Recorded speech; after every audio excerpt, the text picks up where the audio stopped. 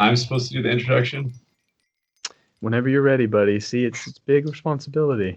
Look, here's how we do this. I think this is like the second time I've ever done the introduction. So We believe in you. You're gonna do so good. It's All right. harder than you think, isn't it? Okay, here we go. Everyone be quiet because we're getting started. Hi, everybody. It is June 30th, 2019. This is your episode 186 of the Percussion Podcast. My name is Ben Charles, and with me, as always, are Carly Vigna. Hi, everyone. And Casey Cangelosi. Hey, everyone. Hey, Ben. Hey, Carly. Casey, how's your summer going there? It's going fine. So do you know I have some Beatles history for you today? This episode comes out on July 18th. Do you want to know what the Beatles did on this day? I have some Beatles history that a couple weeks ago I saw Paul McCartney. But I'm talking about today. Like this is today. In 1968, they recorded something called Cry Baby Cry and Helter Skelter. Have you ever heard of that? Yeah, I've heard of those. Are those any good? Yeah, Helter Skelter is the first heavy metal tune ever. Oh, I don't know about that. It is. Paul McCartney was accused of only writing really like sweet love songs, and so he wanted to write something really rocking and grungy sounding. So he did. Oh, I have heard that. Actually, yeah, that does ring a bell now. Well, and Helter Skelter is what? Oh my gosh, what's his crazy face? Yeah, Charles Manson took that as his like white supremacist anthem. Right. Right. Yeah. Okay, yeah. so did Charlie Manson take that from the Beatles, or did the Beatles take the name from Manson? I don't know The first one. The first one. Okay. Yeah, Manson stole. Wow. Anyway, yeah, Paul McCartney performed that a couple weeks ago, and I saw him in Dallas. Anyway. You hardly ever mention that, Ben. Yeah. Yeah, you only mentioned that. You only mentioned that a few times every episode. It's good. Yeah. Good. So anyway, today's guests are Jaime Esposito and Stephen Hall, who are the founders of the Spectrum Ensemble. Jaime and Stephen became friends while studying at Northwestern University, and their passion for LGBTQ plus representation and the classical music community drove them to form the Spectrum Ensemble. The Spectrum Ensemble's objectives are to commission and perform great music of high caliber, increase representation of queer artists in the classical music world, and to raise funds to donate to LGBTQ plus advocacy organizations. The ensemble has done their debut concert just in May of this year. Welcome to the podcast, Jaime and Stephen. Hi. Hi. Happy to be here. Yeah, thanks for having us. So Jaime and Stephen, how is your summer going? Any exciting plans? No, I'm going to my lake house with my girlfriend and her kids. I'm excited for that. We're doing that in July. Awesome. I cleaned the house aggressively with my time off. Normal people things. That's strange. Yeah. Catching up aggressively. Nice. I am teaching the Santa Clara Vanguard Cadets for an ensemble this summer, so that's super fun. I'm on break right now. I'm back home, but I'm going back there for like a couple weeks on July 5th, so like Friday. Yeah, Friday from now. Sorry, it'll be before this podcast comes out, but yeah. Hey, can we ask you all about that premiere concert you did? I think it was back in May, and it was called something light, right? A New Light. New Light. That's right. And you highlighted Bernstein, and you highlighted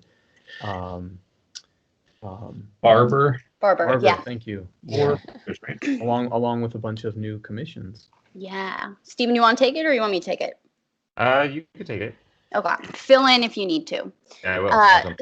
So we started this process like back in August, I would say. In terms of like the first thing we did was like booked a space. And then once we like booked a space, we like knew we had to put on a concert. So that was like the first thing we did, because then we had a place, we had a goal, we had a time. And then we kind of like on Facebook, we asked like who are queer composers that we know, and we started like a little database. And from that, we kind of just listened to all the names we were given and kind of picked people that we like the music, stuff like that. We also wanted to make it inclusive to Denton because that's where we did our concert and that's where we're saying our home base is. So we got 2 UNT students to, we asked them to commission some pieces or to write some pieces for us. And that was Luke Ellard, who's getting his DMA right now at the University of North Texas. And Kevin Rosias, who, how do you say his name? Rosacia. Rosacia. and he's an undergrad at University of North Texas. So they were asked to premiere, and that was cool. And then we also asked LJ White, who also went to Northwestern, and just mutual friends, we knew about him. And then our fourth one was Derek Taiwanuk, who Stephen knows personally. I do not, but he was our fourth commission. And then LJ White's commission was actually, he wrote for this piece is called Cog. It was originally for 4 percussionists, and Third Coast actually premiered it back when they were in their master's program together at Northwestern, I think. And then he rewrote it for 2 percussionists for us. What else you got, Stephen? Yeah, basically we couldn't afford LJ for a whole new piece, so we just had him arrange one of his existing pieces, and it turned out really well. It was so exciting. So yeah.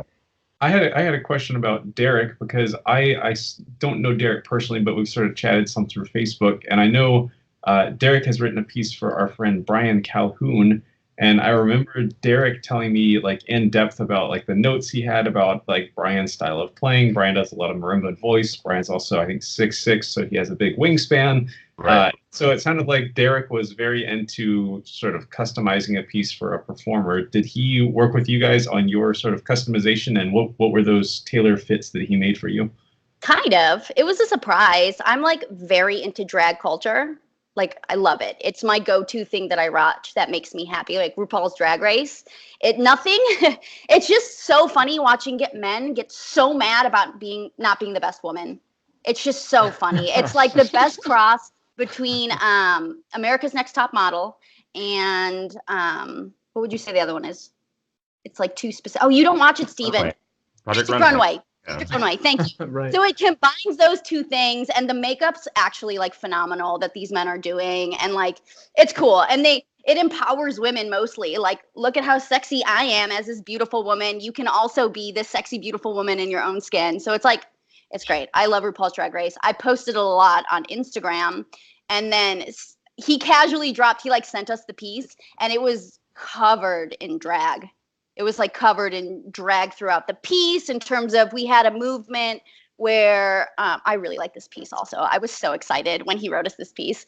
We had a movement of fan work, which is specific to drag culture. Not only, but like they do a lot, and a lot of words were taken from the queer community, like oh, krrr, and yas. So we got to say that during the piece, which was pretty hip. And then Steven got to do a death drop, which like I've never seen anyone do except drag. Yes, Steven, yes. So we had like rhythmic stuff with the fans, and we were like playing rhythms with one hand and doing fans with the other hand. So that was really fun. I saw a video on Facebook. Hopefully that didn't happen. I saw a video on Facebook of you guys like kind of like working with them, like with a metronome or something. And then obviously the picture we used for the episode was that piece for sure. Steven got along with the fan more than I did. It like straight sliced me when it fell out of my hand one day. It was like a terrible paper cut. Yeah, like what? They're heavy. What? Yeah. It's like who thought that we would have been having to practice rhythmic fanning or fan flipping or something, whatever you would call that. But not mad about it. I guess one of the things that comes up as a percussionist. It's fun. It brings to mind that there's that quote from Steve Schick in his book, and I'm going to butcher it now, but basically he said, when I was a student, I would walk down the hall listening to the clarinetists practice their Brahms and the violinists practice their Bach, and then I would go back into my practice room and try and figure out how to bow a cowbell underwater. Underwater, right? Those fans, it reminds me, there's this piece called Solar Myth that Jew Percussion Group have, and it's sort of marimba spiritual setup, so marimba solo and there's 3 percussionists, but the whole introduction, they've got these amazing red fans that make that exact sound Steven just did. You swap them out and they sound really aggressive, and they're thick and they're heavy, and you can beat bass drum with it. Literally one of the coolest pieces I've ever seen, Solar Myth. Mm-hmm. The unofficial name for the sound is Thorpe. Thorpe. Oh, I was close. Gotcha. Yeah, if you're listening, watch this on YouTube. We have visuals. I think that's actually the official name. Thorpe? Yeah. Thorpe. Of the sound. It's like, I'll use this moment to educate. There's a YouTube channel. It's called UNHHHHHH. And it's 2 drag queens, Trixie and Katya, who just have like a YouTube channel, and it's absolutely hysterical. And one of them constantly use a fan, and their video editors are also incredible. And they started saying thwarp every time she opened her fan. Thwarp, thwarp, throat. And then they coined it and sold it and made money from it. Wow, I had no idea. Ben, the answer to your question is yes, by the way. What question? We should have done this podcast. Oh, yeah. That was, for anyone that's been a long time listener of the podcast, you'll know that we have a text chat going that we use to sort of coordinate things and mostly make jokes to try and distract each other. And I wrote in the text chat when Jamie started talking, I said, Casey, we should have done this podcast in drag, missed opportunity. That would have been perfect. Start over. I would have been excited, very excited. Casey's wearing the heels he got from Brian, though. Yeah, you can't see him out of frame. But... He gave you heels for real? No, not for real. Oh, come on. Carly, I think you were going to say something, right? Yeah, I wanted to ask a little bit more generally about all of the pieces that you guys commissioned. Can you talk a little bit about how the process of commissioning composers has been for you? Like, do you like to ask for specific maybe themes or instrumentation or, dramatic elements or anything like that? Or do you leave it open to what the composers have in mind? So for this process, and I think, I don't want to put words in your mouth, Jamie, but for me, at least, it was the first time I've ever been involved in like the whole process of commissioning a piece. So like we both went into it like not really knowing what it was going to be like. But we didn't, in the end, give them anything besides instrumentation to work with. We said, like, we love your music that we've seen. We just want you to, like, write something for us that we will be able to play with these instruments, but we want your sort of style to shine. And, like, maybe here are some pieces of yours that we found that we liked, but don't, like, you aren't married to that idea, you know? And it turned out that 3 of the 4 of them wrote pieces that were like queer themed, but we totally didn't prescribe that at all. I mean, it's sort of like in our ethos or whatever of our group, but that was just sort of a coincidence. And I think it complemented our program really well. But yeah, there was no, I don't know, really specific things, at least that I remember. Do you remember any more, Jamie? No, I didn't. We were like, we asked another group to see what like their contracts looked like in terms of let's hold you to this. And we even put in our contract, like, check in with us every couple months, let us know how it's going. And they really didn't, which was fine. Everyone hit their deadline, which was really cool. And then, like, because I'm in Denton, I was able to meet with some of the guys when we were doing promotional stuff on our Facebook. We did some interviews, and like with Luke specifically, I remember him showing me the piece and be like, does this make sense notation wise? But other than that. Yeah, and I met with Derek also here in LA, and and he didn't have like anything written down at that point. It was like maybe a month before, or I'm sure he had stuff written down, but it was all written down that he like to me. But yeah, it was maybe a month before the deadline, but he was able to like explain the whole like idea behind the piece, or at least the direction that he was going in. And it was really exciting. And I was like, yes, go do more. Yeah. Did you find that your critique of the pieces was really heightened and strong and rigorous because there was this cause behind it? It's like, well, if the pieces are supposed to represent an unrepresented group, the pieces need to be really, really strong. Did you feel that? I know. I just like fingers crossed that they ended up good. Like we took risks. Like we asking an undergrad to write for us, that was like a risk. Sure. But I think like from what I saw, because we had a lot of non-musicians there too, people from the queer community, a lot of family came, and like everything was really well received. Yeah. Really well received. And like a lot of it was tonal, which absolutely helps. Mm-hmm. But And like, I don't know, it's part of what is so cool about it is not necessarily that like the piece has to be the next masterwork that people are going to be performing for generations or something. It's that we're putting out more material by these musicians that's representing them. That's these composers and musicians that are representing our community. And so, you know, not everything is going to be perfect. We didn't really expect that going into. And you're really clever to include Bernstein and Barber in there. like, hey, well, even if we didn't dig up some masterworks, guess what? If you didn't know, we already have them, you know? Yeah. For One thing. for Bernstein and Barber, did you guys arrange, or did someone arrange for you? What exactly did you do with those? So I arranged the Bernstein, which I didn't put my name or anything on it, and we're not like selling it or anything because I don't know what rights and stuff are for that. But yeah, I arranged that. It was like a little fun thing. And then the Barber was an existing arrangement by Nancy Zeltzman that we performed. Right. So with a piece like Derek's, like Dorothy Fragments, there were clearly like so many dramatic instructions and just like a whole component of acting to the piece. Did that surprise you? Is that something like kind of music you've worked with before, or was it kind of brand new? He made sure, he asked us 2 questions. He asked, are you okay with theatrical things, and can you roll your R's? Those were the 2 questions he asked us, and we said That's yes. important. Yeah. And we said yes to both. And we were worried specifically if we had to memorize it, that it would take a lot longer than we were given the allotted time. But other than that, I mean, I'm a ham, so like I'm into the acting thing. And then Steven, you did the dancing, you did the death drop, you sold it. Yeah, you were fine. I mean, I was out of my comfort zone, but you know, it was good. I liked it. It's just like part of the gig, I think, for this one. Yeah. Well, I thought it was very compelling. Cool. Are there any plans to record these pieces? Say it again, Ben. I said, are there any plans to record these pieces?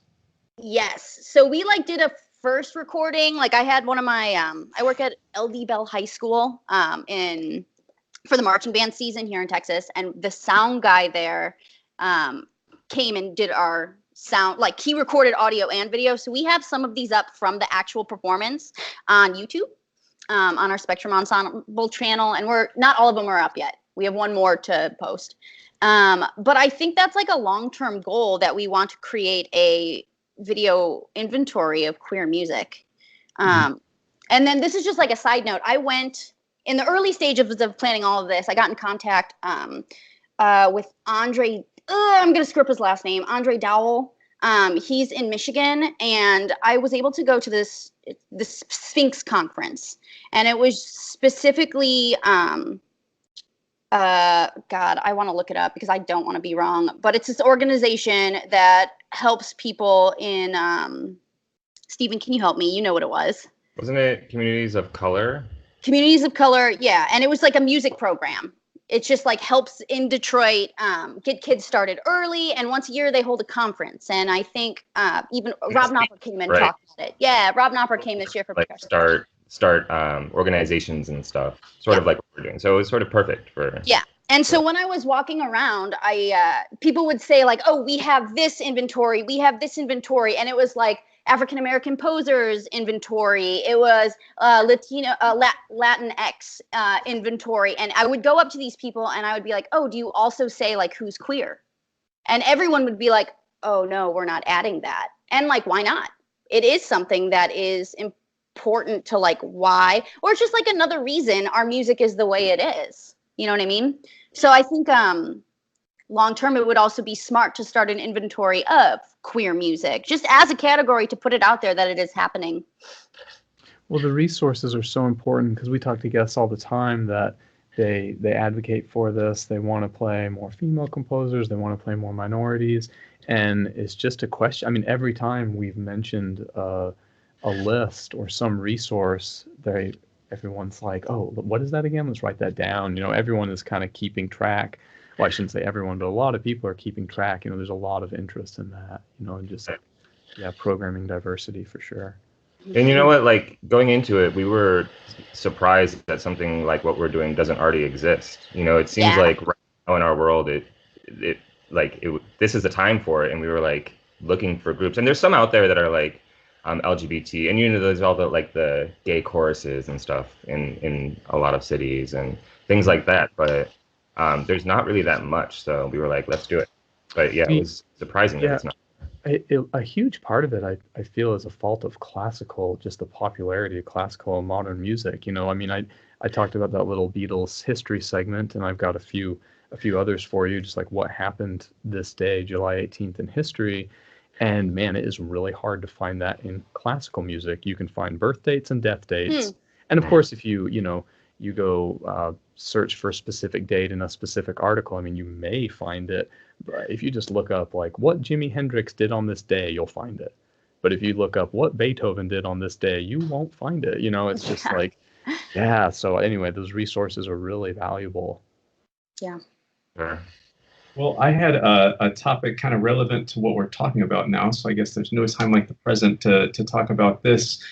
So I wanted to actually highlight an LGBT composer, and that is one that many of us are probably already familiar with, and that is Lou Harrison. And I wanted to start out by, I found a wonderful quote by Lawrence Mass, who's an American physician and writer, about Lou Harrison. He said, "With Lou Harrison, being gay is something affirmative. He's proud to be a gay composer and interested in talking about what that might mean.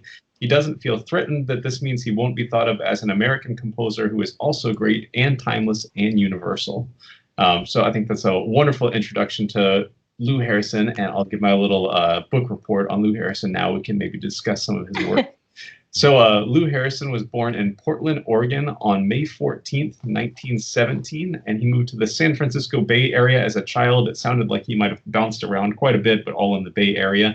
And in the Bay Area, being sort of a cultural melting pot, he was exposed to Cantonese opera, Native American music, Mexican music, jazz, and classical music, which all had huge influences on his later output of works. After he graduated high school, he studied with Henry Cowell, who is another kind of icon in LGBT American music history, and he began composing for dance and percussion. At this time in the 1930s, he met a young John Cage, and the two began a concert series devoted to new music for percussion. Some of the most famous works of this era are John Cage's Third Construction was one of them, and then also Double Music from 1941. This is the work where John Cage wrote parts 1 and 3, and Lou Harrison wrote parts 2 and 4, and they had like a sort of pre-constructed set of rules about form, but other than that, they didn't confer as they were composing their individual parts. And I've heard a rumor that they actually didn't ever rehearse the parts together. They just put them together live on the concert, but I don't know if that's true or not. He moved to LA in 1942 to study with Arnold Schoenberg at UCLA. And then a year later, in 1943, he moved to New York City, where he worked as a composer and music critic. While in New York City, he befriended Charles Ives, and he brought many of Ives's works, which were previously pretty much ignored, to prominence. He edited many of them, and he conducted the first performance of Charles Ives' Third Symphony, which Ives won the Pulitzer Prize for. Ives respected Harrison so much that he gave him half of the prize money for the Pulitzer, and then also many of the times when Harrison would charge a fee to edit a work or something like that, Ives, who was actually quite well off from his insurance business, would pay Harrison beyond what he had asked. In 1947, the stress and noise of New York City led to a nervous breakdown. John Cage recommended that Lou Harrison move to Black Mountain College in North Carolina, which Harrison did, and this rural setting proved to be very productive for him. He composed many of his works there. And then in 1953, he moved back to California, where he resided for the rest of his life in the San Francisco Bay Area, where he completed many works that included new systems of tuning. So Harrison, for example, eventually got into just intonation, which, again, many of us are probably familiar with, and was sort of one of the early masters of messing around with systems of tuning. In 1961, he was invited to the East-West Music Encounter, which was a conference in Tokyo, and this spurred an interest in Asian music studies in Harrison that he would pursue for the rest of his life. He met William Colvig in San Francisco in 1967, and he became Harrison's life partner for 33 years until Colvig's death in the year 2000. In 1975, he met Pak Kokro, who was a Javanese gamelan master, and he taught Harrison about gamelan music and also encouraged Harrison to build instruments. So Harrison and his partner Colvig would go on to build several sets of gamelan instruments for the various universities Harrison taught at, including Mills College, San Jose State University, and Cabrillo College. Harrison passed away February 2nd, 2003 in Lafayette, Indiana, on the way to a festival of his music at the Ohio State University. He was also very interested in calligraphy. And if you look at his scores, a lot of them have sort of handwritten calligraphy instructions, and that's all Harrison's own hand. If you're interested in learning more about Harrison, there's a wonderful book called Composing a World, Lou Harrison, Musical Wayfarer by Lita E. Miller and Frederick Lieberman. That's a very comprehensive biography of Harrison.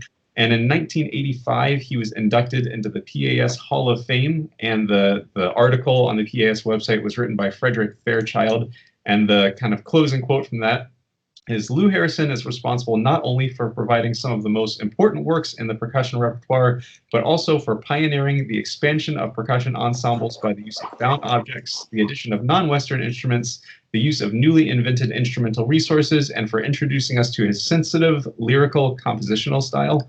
And a few of his notable works are Double Music, I already mentioned, from 1941, which was composed with John Cage, In Praise of Johnny Appleseed, which was composed in 1942 and lost for many years and only found a decade or two ago and republished now.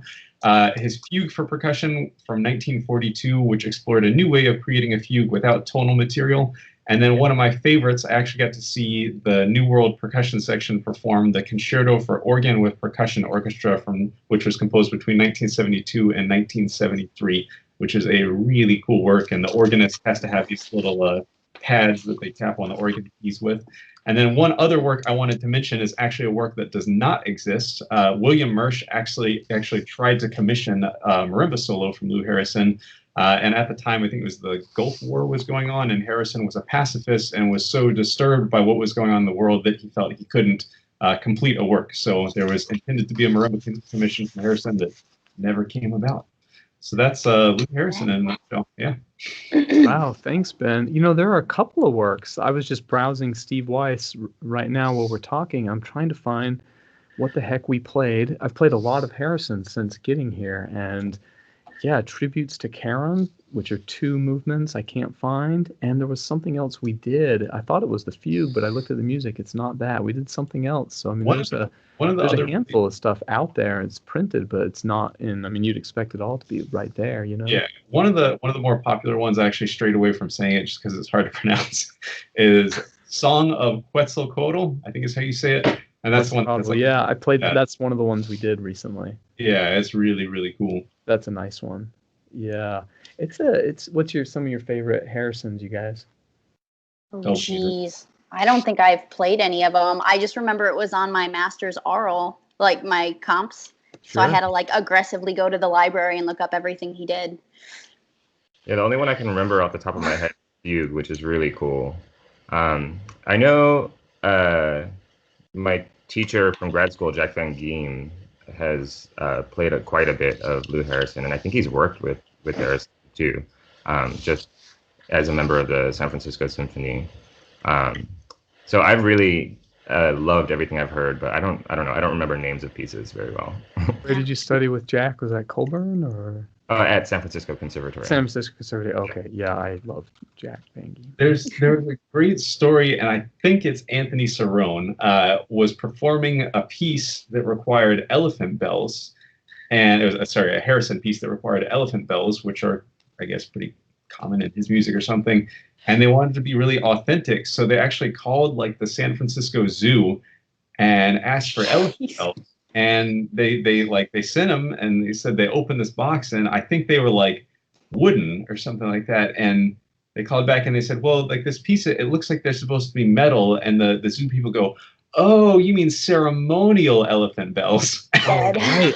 I've said that before. Yeah, being a percussionist sucks. Like, yeah. Like, it sucks. What the hell? Like, yeah, there's so many things like that. Well, sure. At University of Miami, we had to order one of those wooden elephant bells, and I found it, like, I ordered it online from some website from Africa. And you found it, though. Yeah, we found it. It didn't take too long to arrive. So I will never forget at Miami, there was a group that did third construction, and Svet was so proud he ordered an actual jawbone, and the dress rehearsal, the guy playing it broke it. Yes. They just break. Yeah. Better that than during the performance. True. Yep. I just remember that box smelled like death. Those jawbones are really cool because, for those of you who don't know, like, you know, the jawbone is the authentic version of the vibra slap. Like, the vibra slap's like the cheap plastic version of this. And man, I don't even think they sound very similar. But yeah, like the vibra slap is its whole new effect. But the jawbones are really cool because you can remove the teeth and if the teeth are spaced further apart, they'll vibrate more.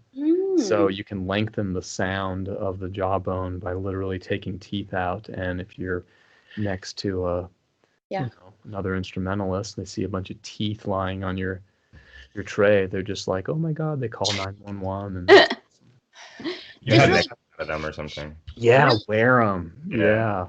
Really quick, going back to like Ben's all the things you just said about Cage, Cowell, and Harrison. If you're interested in like the queer influences on percussion ensemble, Bill Solomon, he's a percussionist based in New York, did his dissertation, and it's literally called Cage, Cowell, Harrison, and the Queer Influences on the Percussion Ensemble from 1932 to 1943. So if you're interested, that's like available online to read more. Wow. That's great. If you don't know Bill Solomon, he's part of a group in New York right now, or in Brooklyn, I can't remember which one, that's doing research-based queer percussion type things. Mm-hmm. Yeah. I very briefly kind of mentioned Henry Cowell and moved on, but are any of you familiar with Alan Turing, famous British computer scientist? Yeah. This is the guy that effectively created the logic that computers that we use now are based on. And Turing was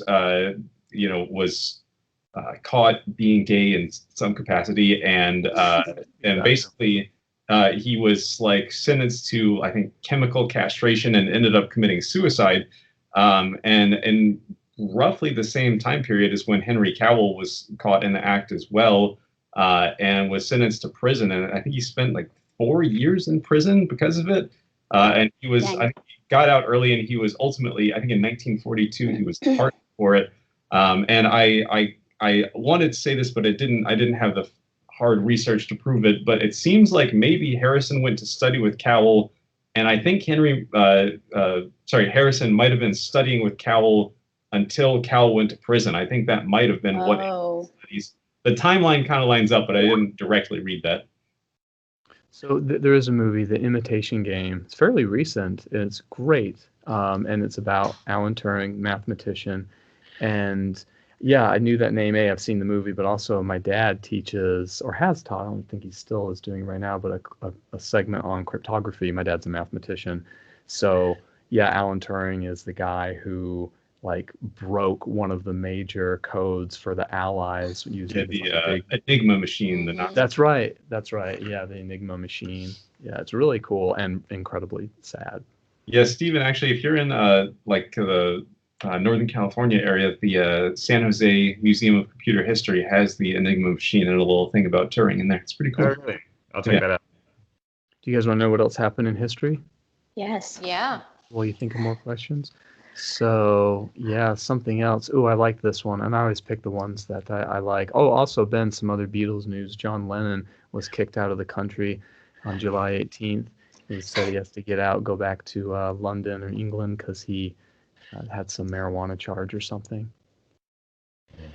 So take that. Ben loves the Beatles, by the way. Figured something about the Beatles was important. Right. Well, and you can look up like this day what the Beatles did. They'll always be news. But one of my favorite bands is Rage Against the Machine, and in 1993, Rage Against the Machine held a protest at Lollapalooza in Philadelphia, and they went out on stage completely nude except for duct tape over their mouths. They refused to play any music and simply stood for 25 minutes with the letters PMRC written across their chests. And this was, of course, represents Parents, Music, Resource Center. So at that time, PMRC are the people responsible for those parental advisory stickers you see on CDs, or you used to see on CDs. I don't even know if some of our really young listeners that might not even be familiar at this point. But there'd be Senate hearings on the news and things, and like Dee Snider from Twisted Sister showed up in like full makeup and hair and everything. And him, along with John Denver and Frank Zappa, opposed all this PMRC stuff on the grounds of free speech violations. And which is kind of odd to me because, like we've said before, like people claim free speech. It's like, man, dude, that doesn't protect you from, like, it protects you from arrest. It doesn't protect you from just like saying whatever the heck you want, you know? Yeah. So yeah, as much as I don't like censorship, it's that's something that happened. And Rage Against the Machine protested it, and of course these other artists protested it. I thought it was interesting. They came up with, the parents' organization came up with something called the Filthy 15. They are Prince, Sheena Easton, Judas Priest, who, by the way, Rob Halford is probably my favorite gay rock star. Man, he's awesome. Anyway, Vanity, Motley Crue, AC/DC, Twisted Sister, which is amazing. Yes. They were opposed to the song "We're Not Gonna Take It," which you've all have heard, on the grounds of violence. They said there's violence in the song, which is just like, I looked up the lyrics, like I think they say "we'll fight" in there. They must say something else. That's all they say. It's like nothing. It's completely silly. People get mad to get mad. That's moral of the story. People get mad to get mad.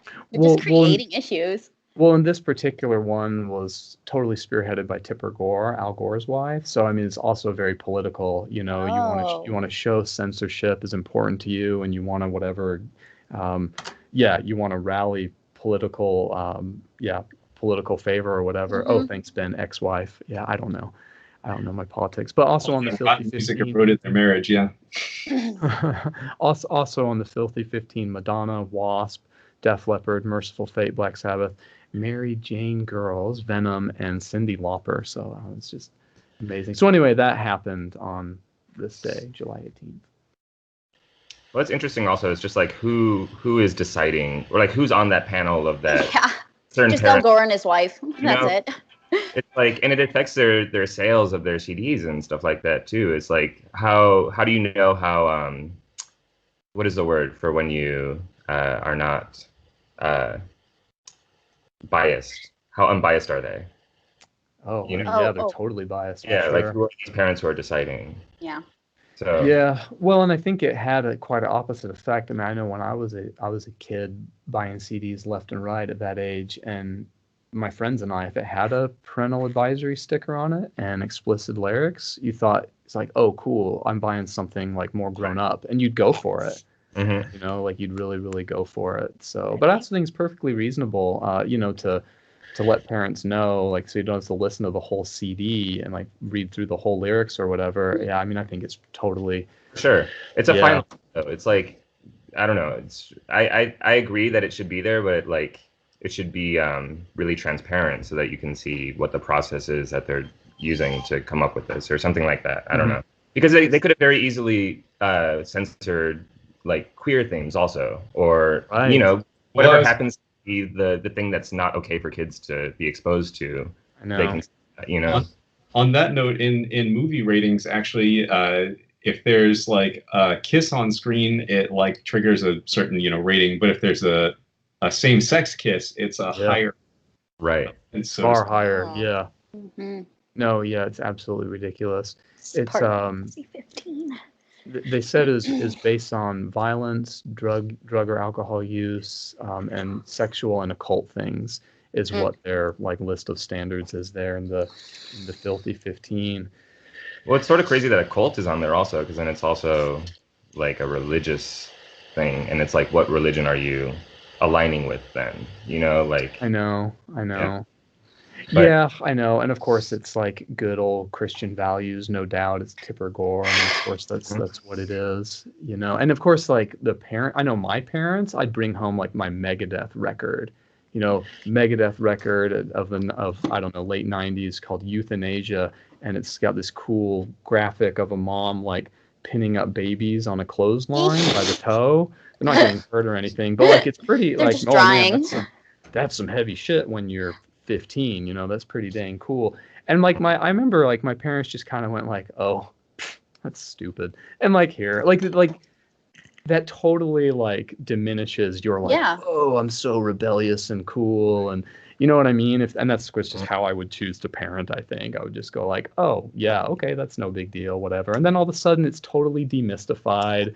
It's totally like, yeah, not this extreme amazing thing all of a sudden.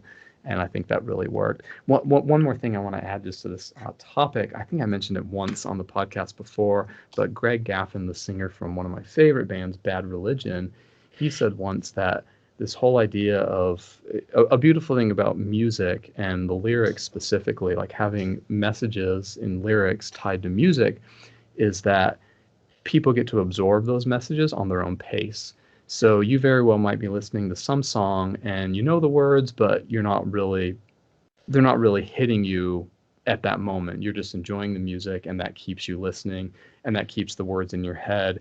And when you're ready to, you'll absorb it at your own pace and on your own time schedule, like emotional time schedule. And that's why it's so valuable to have it tied to song. Anywho, Carly, I think, right? Yeah, changing gears a little bit. So you two have a chamber ensemble, and you're based in 2 different locations, right? Yeah. Can you talk a little bit about maybe some of the challenges associated with that, and of course there are advantages too?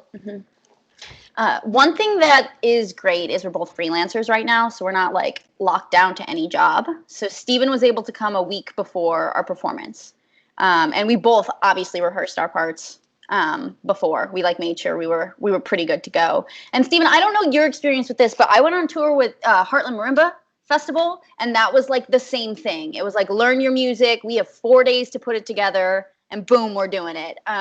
So like I knew it like helped me personally, knowing that I could do it and it was going to be fine as long as our individual parts were fine. The hardest thing, like LJ's piece, Cog, ended up really hard because it had a lot of hocketed rhythms, a lot of split 16th notes. So that was like, we spent so much time in my garage just like trying to figure that out slow with a metronome so it sounded like something. So stuff like that, that was like a surprise that was pretty hard. And then on another piece was specific, like we had to play 4s, then 5s, then 6s, then 7s, then back to 6, then 5, then 3. So it was a lot of like changing hand speed type of thing, but that ended up not being a problem. Why? I don't know. But that one like wasn't a problem. So I think just like being prepared was the most important thing for both of us. Yeah. What about you, Steven? I think we both prefer that sort of situation where like we just come in and go hardcore for like a week before the concert. It was sort of crazy because we were thinking about it and we hadn't seen each other in person for like I think 5 years or something, but until the week before our concert. So but yeah, I mean we just practiced our parts and we did it and it was fine. But it's also sort of cool that we can. I mean, we're sort of focusing on Texas right now, but because I'm here in California, we also have this jumping off point that we can do in the future also. So we I don't know, it's a little bit of an advantage in a way. It's a balance of challenges and advantages. And I think one thing just to mention about our ensemble moving forward is like we're not set for just doing a duo. I think we want to make this as inclusive as possible as we keep going. I think it was just easy to start like this because we both don't know what we're doing. We're just trying our best as we go along. And it seems to be working. Like we've had some successful things. But I think our plan is incorporating other instrumentalists as we like start doing other commissions, like, oh, we like this piece, or if we do arrangements or something like that. And that's when we'll start adding people onto our team, I guess. Yeah, or at least at first we'll bring them in for like a concert or something if we have, if we need that instrumentation, and then if things are working out, who knows what will happen. Yeah. Yeah. Yeah, like a rotating cast, like we need. Right. Yeah, that's the way to do it. Yeah. Mm-hmm. If I could just interject and emphasize something that Steven said. He said, I think we prefer it that way, that we're not, rehearsing together and all. And I've had this experience too with my duo partner. And it's kind of fun to have like slightly less rehearsal time than you feel like you're comfortable with, because you know at that point that you're actually relying on yourself, like you're relying on your skill set.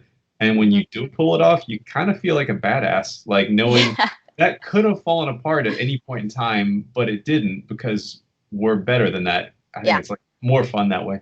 And I think, well, like, you have to trust your partner so much that like they're going to learn it and it's going to be okay when I see you a week before. Like that was a big reason why I was down to work with Steven, because in our undergrad, like, I mean, this is a message to anyone in school right now. Be prepared always. Steven was always prepared. Steven, like, I knew all of Steven's qualities going in, and I like working with him. And we hadn't talked for 4 years. That's a separate thing to even say. You like went to Germany, you did your own thing. Maybe every once in a while I would check in and say like, hey, how are you? Hope you're doing well. But like it was in our undergrad that we met each other, that we saw how we were as performers and players and kept that in mind. And then we were willing to work with each other again a few years later. So just like any percussionist out there now, like don't screw up opportunities in your undergrad because they can help you later in your future. And we like definitely, it's not like we were in our undergrad, like someday we're going to start an ensemble together or something, No. It sort of happened. I wasn't even like gay yet when we met originally. I was straight for most of I was gay the whole time, but I didn't realize I was gay until my like sophomore or junior year. So I was pretty late to the game of coming out. That was great. I just thought like, oh wait, maybe I'm gay. I could be gay. Yeah. You might, dude. There's still hope. There's still a chance. Still hope.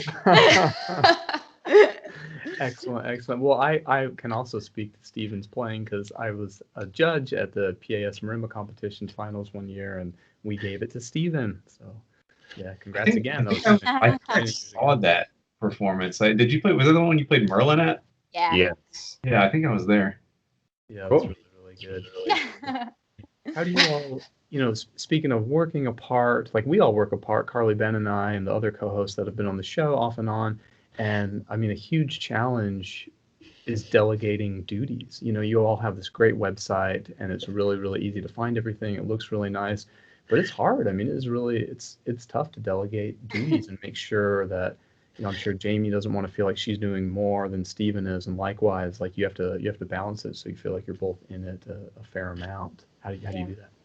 Well, two things. One, quick plug. I identify as non-binary, so I'm they, them instead of she, her. No worries. And then the second thing, it's just like we got lucky. We work well together. I like generally, like during the school year when I'm working, I had breaks from like 9 a.m. till 11. And that's when I would go to a Starbucks and crank out as much as I could. And Steven would wake up to like 14 texts from me because he's 2 hours behind saying, this is everything I did. Can you help with this? Or like, what do you think about this? But I think as we've kept going, it seems that like Steven's very good at being the social media guy. I'm really good at coming up with ideas, but like anyone who's met me reads my text, reads my emails. I am such a bad writer. It's like no one should read this stuff. So generally, like I'll write stuff and I'll be like, these are my ideas, Steven. And then he writes so eloquently and then he puts stuff on our website. So like the website in general, it was like, what are our tabs going to be? And then maybe it like these two tabs I felt strongly about. So I would tell him what I thought should be there. And then he would edit everything type of thing. Mm-hmm. Yeah, I've been editing Jaime's papers since college. So. You and like everyone else in my undergrad. Carly, can I send you my letters of recommendation for other people for you to edit? Sure. Sure. I need to come up with a rate, I guess. Yeah, and to Steven too. That would be my writing is. Well, a follow-up to that, as you said, you're both freelancing, and I've been there. It can seem incredibly challenging sometimes to work on projects like this while you're running from one school to another school or gigs and rehearsals. Any advice on that? Jeez. I don't know. It's hard. It's really hard. Like, I think on my end, Texas is a minefield for gigs, which is cool. So, like, there's 4 different symphonies I've been able to sub with. There's always teaching opportunities, and everyone's desperate for a percussion teacher down here because drumline's so big. So, like, I was able to have a studio of 50 students last year, on top of trying to plan the Spectrum stuff, on top of taking gigs. And I have my beautiful girlfriend and her 2 kids. So, like, I'm doing, like, mom-dad life, too. And, like, one of the biggest things I would take away from this past year is I need to, like, prioritize myself a little bit more because, like, there were some weeks of unstable for sure. And like my priority should have been like, what do you need? As opposed to let's cram and get everything done. So like absolutely listen to yourself and your body. And like, if you're not emotionally okay, take a step back before you like keep moving forward. And then 2, having a goal helps. Like knowing that we were going to do that Spectrum Ensemble concert was like, oh, we have to do this. Like we're going to do this. And like if stuff came up, and I needed to say no, I started saying no to gigs because like we had priorities as we kept getting closer and stuff like that. It's so good to know how to say no. I feel like people who get in that phase of life, we're trained to say yes to everything and do as much as you can. You never know what will lead to a bigger opportunity or whatever, but Yeah, you say yes to everything, and all of a sudden you're spread too thin and can't do anything thing well. Yeah. It really helps to just be this, like, have this partnership between the two of us. So like if one of us happens to be busy one week, and the other one isn't as busy that week, they can handle some things more, and then like it makes it a lot easier. And also like we can hold each other accountable more. That's something I think Jamie is really good at, is just making sure that we know like what we each have to do, and then it's like, well, you got to do it now, or otherwise we're sort of letting each other down. I mean, we don't say like you're going to let me down if you don't do this, like it definitely makes a big difference for me at least. Yeah, and we have Google Drives, so many Google Drives, in terms of like next projects, our current projects. We had to do a GoFundMe for like a new light, and people asked for it wasn't called a GoFundMe. What was it actually through? Fundraising for Fractured Atlas. Yeah, Yes. Fractured Atlas has their own like little GoFundMe platform type thing. Yeah, so we were able, we had to like send the CDs, we had to send the signed posters, stuff like that. So we keep track of everything on a Google Doc, and like one of them is called To Do, and that's like the summer stuff we're working on to make the next project happen in general. I want to tell you what my Google Docs for this podcast are called. They're called @Casey's Sketchpad. They're called @Percussion, which is one we all have access to. There's the Google Sheet. There's This Day in Music, which is a new one. And there's a What's the Sound Google Doc. It's a mess. It's a total freaking mess. Steven, what's ours called? Queer Percussion World Dominance, I think. No, I think it's Spectrum Queer World Dominance. Spectrum Queer World Dominance. Yeah. Awesome. But and we've actually, I was going to ask you like how much yours, like, was it more messy before and you sort of had to organize it? Because we had like 5 million different docs within our Google Drive folder, and it was like just a total mess, especially leading up to our concert. By the time we got to our concert, it was like there was so much. Yeah. And we had to like reorganize and like put everything into new little neat folders and stuff, consolidate some things, because we have so many ideas and we're like writing them all down, and we're make a new doc for this. It gets messy. Ours has gotten really well, and you guys help me out here, but ours has gotten really messy. But I think one of those little delegated tasks is someone going and deleting it. So after today's episode, it's usually me goes in and just like, okay, we're done with that. Delete the bio, delete the Facebook questions, and try to tidy it up. But there was definitely a long stretch back then where we just didn't do anything, and it just took a while to learn like what we really need to put on there, what we don't need to put on there. Things that, like I mentioned, my personal Google Docs. Yeah, like Ben and Carly don't need to see those, and if they do, I just cut and paste something onto the shared doc. So I think that one's pretty clean. The Google Sheet, which has all the scheduling and release date and who's hosting, I think that's about as clean as it can be. Wouldn't you guys say? It's pretty good. Yeah, pretty professional. I bet we'll get picked up by Netflix. Hey, we do have a Facebook question. It is from Nathan Elliott Siegel. I think we talked about this a little already, but maybe not exactly this. He asked, when you started Spectrum, was it hard to find LGBTQ composers and performers to represent, or did they all emerge in mass? I mean, I like blasted on my Facebook, like, who are my queer composers? And they like people put people's names, stuff like that. And me and Steven, because he told me this was the question, it was very easy to find like queer composers. It was not easy to find queer composers of color. Queer composers of any other minorities really was way harder to find than And just still hard what. to find, like, Still hard to find. We're like hoping to do a project with the Castillo Family Foundation, who they kind of do what we do, but for Latinx composers. Mm-hmm. And we're hoping to do some type of collaboration where we get queer Latinx composers, and then maybe we perform their pieces or something like that. Yeah, gotcha. So not too tough then. No. They're around. I mean, we have like a long list of people we are interested in working with in the future, just based on like who's expressed interest and stuff. It's just a matter of choosing the next person for whatever project is coming up next. And people have reached out. They've messaged us saying like, hey, I'm this, put me on the list. And we'll say, thank you. Please, like, so much thank you. Mm-hmm. Well, I had one question to probably just sort of wrap things up here, and it's a dangerous question that we ask people sometimes. Both of you studied with Shi'i Wu at Northwestern. Can you tell us what it was like to study with Shi'i?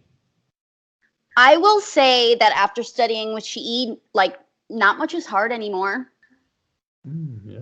Yeah, like, I think, well, also, I've said this before, I think a lot in my driving time because my commute time is crazy. She did a really good job instilling in us that we can't do nothing. Like, I think 1 year, we all had to do a recital every year. So the freshmen do full recitals. And I don't know, I think I was doing a recital on top of applying to 2 competitions. And like, I was stretched thin and nothing ended up being good. But like, because of that, like when I came to North Texas afterwards, I was not stressed by the amount of work they made me do, keeping up with my coursework, stuff like that. And I feel like her work ethic applies to how I do life now. Because if you're pushing forward and trying to get something done, and you know you can, like she made us all believe that we could finish what we started, even if the quality wasn't there sometimes. But like, I can finish a project no matter what's going on in my life. I'm like pretty sure of that. And I give her a lot of credit for that. It made you tough as nails now. Yeah. Dude, yeah. Well, that reminds me a lot of her. You know, I feel like she just does not slow down. It's really impressive keeping up with everything she does, you know. You know, and there's good and bad sides to that. Like it's taught us that we can put in that effort, but there's definitely like a pitfall that you can fall into of like not taking care of yourself. What Jamie was talking about earlier. Like we have to sort of relearn how to maintain our own mental health and like take time for our maintenance of ourselves, because I feel like in an environment like that we learned like just push. Yeah. Actually, talking to Shi'i in like last year, I talked to her a little bit, and she was talking about how in her life, I mean, she's still going hard, like doing a 5 million. Yeah. She's had to also come back and calm down. Yeah. Calm down. Take some more time for herself personally, just because like I feel like that's an important thing. Is you have to take care of yourself and your mental health and physical health. Speaking of mental health, I just want to put this as a disclaimer out there for other students, because it's another common thing I've noticed with students. Your self-worth is not dependent on how you play. Yes. And that's something that's not said enough. And like, I've seen a lot of people now, like people my age and colleagues I talk with, it seems that especially in like conservatories or like really, really teachers who taught old school type of ways, like it makes sense to get on kids for not learning something. But if you're associating it with like you being a terrible person because you didn't learn De La Cluse 1, you need to take a step back. Maybe it means you shouldn't be in percussion. Maybe it means you need to come up with actual practice techniques and stop wasting your time. I don't know, but it's not your self-worth. Yeah, well, my favorite technique so far to help with students who are, you know, overly critical or overly hard on themselves is to usually usually you can point it to like, hey, last week in studio class when so-and-so didn't play, say, De La Cluse 1 very well, do you remember that? And they're like, oh yeah, now that you mention it, I guess so. It's like, see, you would have forgotten, like you know, like I had to remind you it even happened, you know? So it's like, yeah, I don't know. That is so hard, you know, because it's like, it's the life pursuit you want to do and you want to be good at it. And yeah, so much of yourself is attached to it. And you have to constantly show them like, hey, not everyone is like everyone who's quote made it is like still trying to make it. They're still trying to fix stuff. They're still trying to get better. And also they're, you know, there's a lot of stuff they can't play too. I have one last thing to say before we wrap up. And this is just for like all LGBTQ people in a role of like authority. Like if you're a teacher, if you're a tech for drum corps kids and stuff like that. I personally think, and this is something, I'm on PAS Diversity. We tried to come up with a hashtag last year. And like the biggest one we came up with is representation matters. Mm-hmm. So like if you are a person where you get to be in front of children or in front of students, and if you're gay, or if like your niche or how you identify, wear it proudly, because kids need to see that it's fine.